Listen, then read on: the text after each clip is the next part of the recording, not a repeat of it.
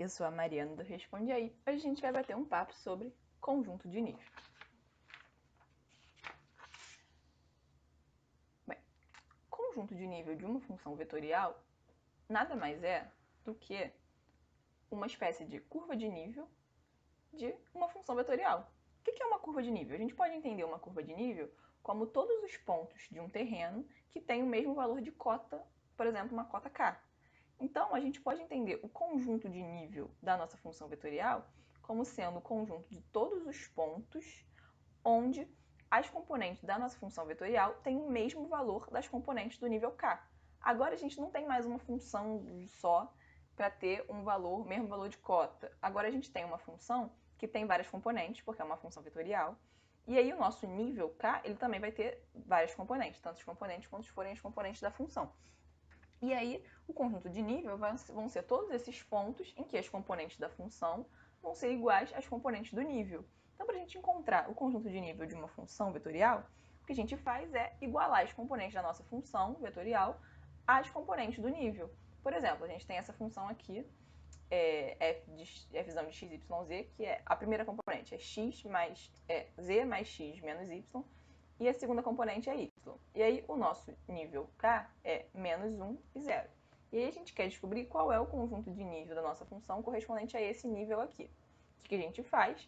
A gente iguala as componentes da função às componentes correspondentes do nível. Então, fazendo isso, a gente tem que essa primeira componente aqui, ela tem que ser igual a menos 1. Essa segunda componente aqui, ela tem que ser igual a 0.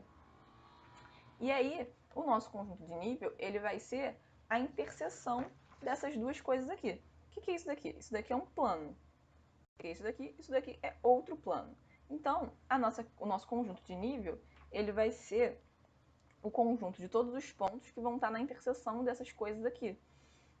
Então, na interseção desses dois planos aqui no caso. Então, fazendo a interseção disso, o que a gente faz? A gente pega esse z igual a 0 e substitui aqui em cima.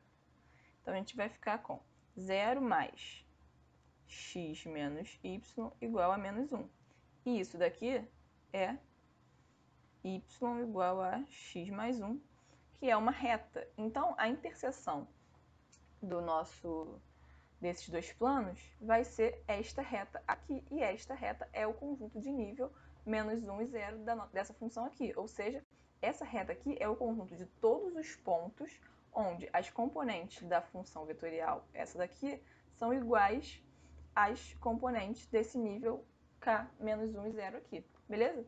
Então, resumindo tudo aqui que a gente falou, para encontrar o conjunto de nível de uma função vetorial, o que a gente precisa fazer é igualar as componentes da nossa função vetorial às componentes do nível pedido e depois fazer a interseção entre as equações dos planos ou superfícies que surgirem. Nesse caso aqui, que a gente acabou de fazer, surgiu equação de dois planos. Aí a gente fez a interseção delas e encontrou que o conjunto de nível era essa reta aqui.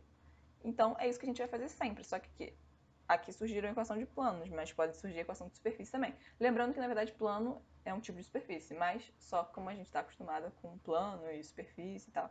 Então, o resumo é esse. Iguala as componentes da função vetorial às componentes do nível, depois faz a interseção entre as equações dos planos e superfícies que surgirem, e aí nisso a gente descobre quem é o conjunto de nível da nossa função vetorial.